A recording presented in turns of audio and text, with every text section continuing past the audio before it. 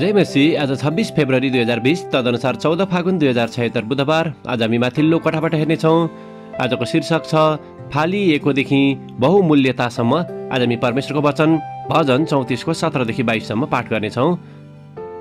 जब धार्मिक जनहरूले पुकार गर्छन् तब परमप्रभुले सुन्नुहुन्छ र तिनीहरूका सबै सङ्कष्टबाट तिनीहरूलाई उद्धार दिनुहुन्छ।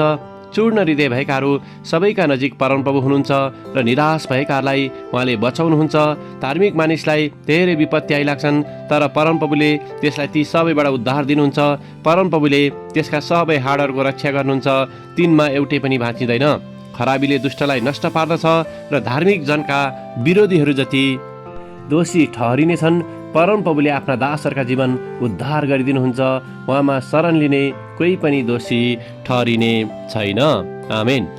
चूर्ण हृदय भएकाहरू सबैका नजिक परमप्रभु हुनुहुन्छ र निराश भएकाहरूलाई उहाँले बचाउनुहुन्छ। भजन 34:18लाई लेखक यहाँ जोड दिनुहुन्छ अनि लेखक आफ्नो अनुभवलाई यहाँ यसरी वर्णन गर्नुहुन्छ।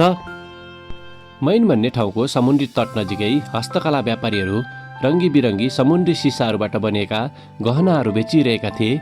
ती सिसाहरू तट नजिकै फालेका बोतल र सिसाबाट धेरै समय छाल र वातावरणको असरपछि बनिएका हुन्छन्।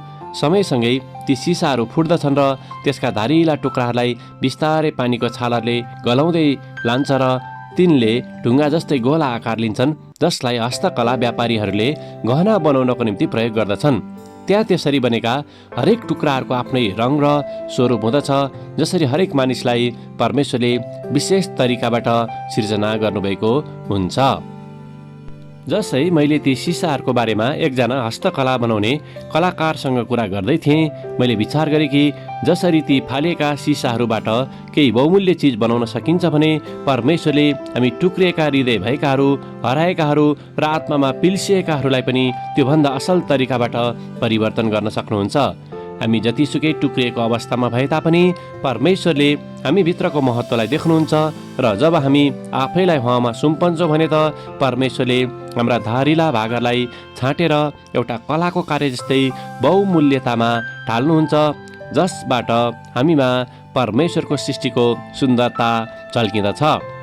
यही समुद्रमा फालिएका ती काम नलाग्ने चिजहरू बहुमूल्य हारमा परिणत हुन सक्दछन् भने हामी विचार गरौँ कि कसरी हामी हरेकलाई उहाँको सन्तानको रूपमा असल बनाउनको निम्ति परमेश्वरले अझ महत्त्व दिनुहुँदछ। आमेन। आजको विचार, परमेश्वरले मेरो टुक्रिएको कुराहरूलाई एउटा सुन्दर कुरामा परिणत गर्न सक्नुहुन्छ। प्रार्थना। प्यारो परमेश्वर, तपाईँको उपस्थितिको शक्तिमा हामीलाई अहिले र अनन्तको निम्ति एउटा नयाँ जीवनमा परिवर्तन गर्नुहोस्, येशूको नाउँमा। आमेन। आजको लेखक रोबर्ट के आबेल, मेरील्यान्ड, अमेरिका।